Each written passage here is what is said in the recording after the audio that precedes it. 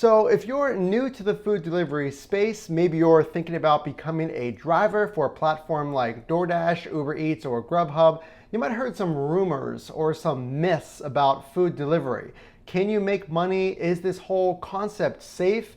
Is there one app that is best for making the most money? Well, these are all things we're going to talk about today, the top 5 myths about food delivery, and we're going to cover all of that in today's video. So if this is our first time meeting, welcome to the channel. My name is Matt. I'm a part of the Your Driver Mike team. That's my twin brother's channel. Go check out the original channel of over 50,000 team members just like you in the full-time or part-time side hustle space. So in today's video, we're going to talk about some common myths about food delivery, and this is Grubhub's bag. I also drive on DoorDash and Uber Eats, and if this is the first time we are meeting, I have been driving the side hustle space, both rideshare and food delivery, since 2015. I've driven thousands of rides, and I've compiled a list of 5 of the most common myths about food delivery. So if you're considering driving DoorDash, Uber Eats, or Grubhub, here's some things to keep in mind. So you might have heard, maybe you know some food delivery drivers, or maybe you're just more familiar with one app like DoorDash, let's say, in your marketplace. And you might think there's one app that is best. And that is simply not true, and there's so many reasons why, but here's what you want to know. So if you are a new driver, and this absolutely goes if you're a current driver, there is no app that is absolutely best for you to make the most money. Actually, it is quite the opposite, and you want to get approved and drive on as many apps as possible. This is called multi-apping, where you drive with all 3 apps open at the same time and you select the best ride for you.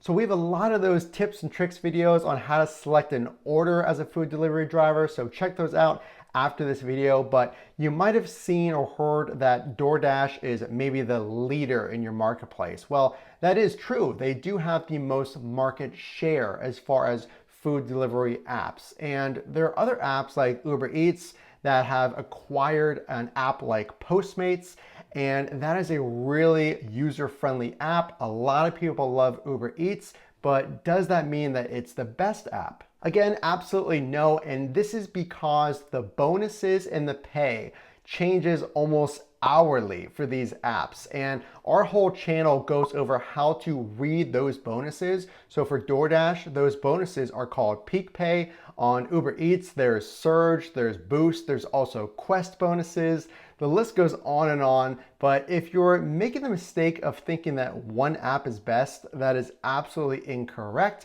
because again, you can make a ton of money on DoorDash one day, and then it could be completely dead in your area on that same app the next day. So just keep that in mind. The best app to drive on to make the most money is all of them. Now, it is true that it is a slower time of year. It's the summertime. Just compare it to the winter when nobody is walking to restaurants because obviously the weather is worse. But there's ways to get around that. You can focus your strategy more on the dinner rush when all of those customers are ordering their meals via food delivery. But you can still make a really good hourly rate on food delivery. So to think that there's no money to be made, that maybe you'll make $10 or $7 an hour, that you'll barely make any money, listen to this. Times have changed. You have all these options from Uber Eats, Grubhub, and DoorDash. You can work all 3 of those and only select the rides or the food deliveries that make you the most money. That's the whole reason, and that's what we talk about on this channel for multi-apping, or driving with all of those apps at the same time. So I actually made $36 an hour. I'll go check out that video on my brother's channel, Your Driver Mike. That was probably last week, and it is August 2021.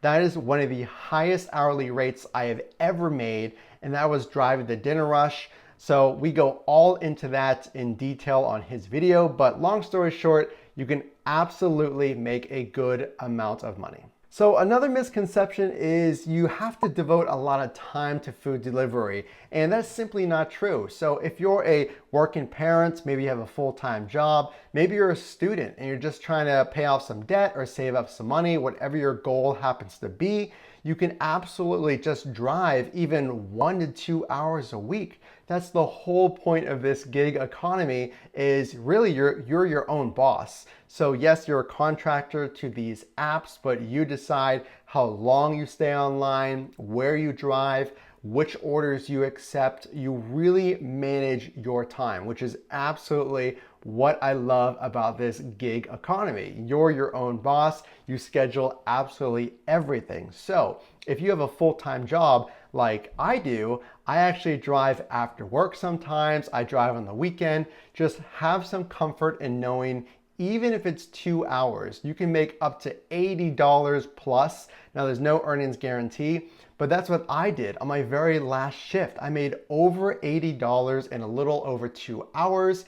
Now, of course, we go over all the strategies that'll help you get there or give you the best chance of getting there. But even if it's a few hours, those hours add up and those earnings add up and help you reach your goals. So this one, I don't think a lot of folks are talking about, and that is driving food delivery is only for certain drivers. And what I mean is, if you have an idea of a food delivery driver, maybe you're thinking of a younger person, maybe you're thinking of someone who just doesn't have a full-time job and you assume that this is their full-time job, that's simply not true and inaccurate to think, because anybody can do food delivery, DoorDash, Uber Eats, and Grubhub. I am married and we actually just had our first child, so my time is spread pretty thin. Also, these videos that I make for you, but I still find time to get out there on the road just a few hours a week because, like I said on my last point, those dollars really do add up. So I don't want you to think that you're not going to fit in or this job is meant for only certain kind of folks. It doesn't matter what your profession is. That is the absolutely beauty of it, is anybody can do it. You just sign up on the app and you're pretty much immediately able to go online. Sometimes if your marketplace has a lot of drivers, they'll put you on a wait list. So you sometimes have to wait for that clearance. But as long as you get approved, even if you go online for a few months and then for whatever reason you have to take a break, let's say you're inactive for 6 months, you can go right back online after those 6 months or whenever you're free. Again, that's the beauty of it. You don't have to commit to a certain amount of time. It really works around your schedule, so do not worry about fitting in or anything like that. Everybody is welcome. Now, I know this one is a concern for a lot of people, and it's definitely a myth, and that is food delivery is a lot of wear and tear on your car, and food delivery could be deemed unsafe.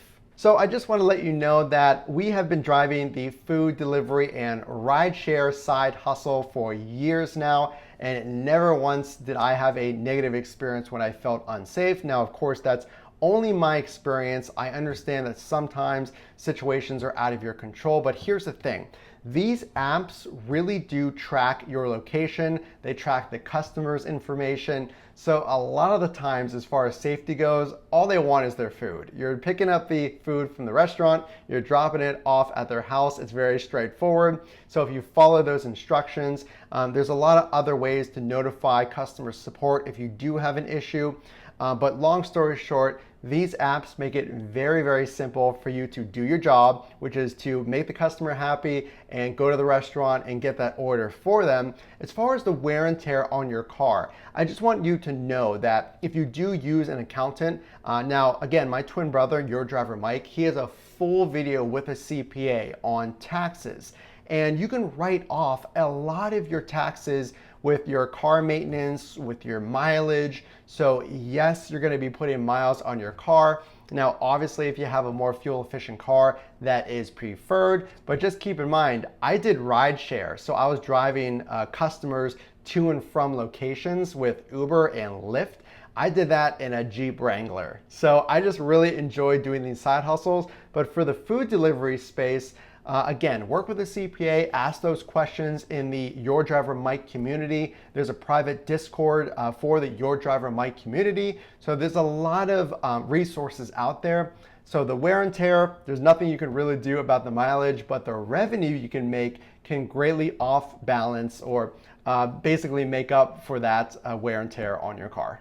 So a bonus myth that I see a lot in the community and the comments section is my marketplace simply isn't busy enough. And maybe you tried driving. Let's say you're already a driver or you know people who are driving and you're thinking about signing up. Well, my marketplace is too small. We don't have any orders. It's too slow. I tried Uber Eats or DoorDash or whatever it happens to be, and I never get any orders. So that might be true. There might be not a lot of customers on a specific app, let's say like Uber Eats. But have you tried the other apps like Grubhub, like DoorDash?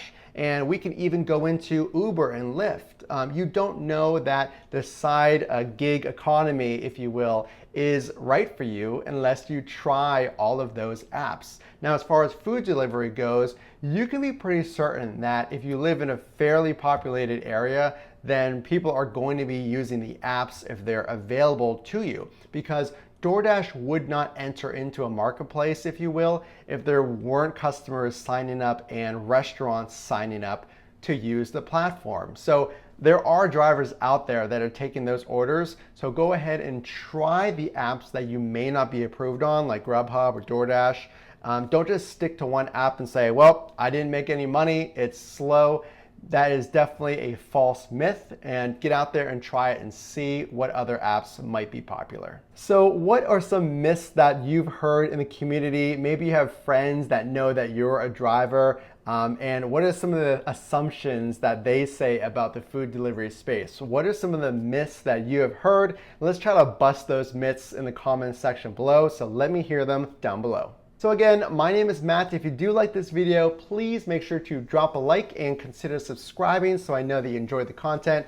Again, I'm a part of the Your Driver Mike community. That's my twin brother's channel. Go check out his channel if you haven't done so already. And make sure to leave a comment so I can answer any of your questions. And of course, can't wait to see you in the next video.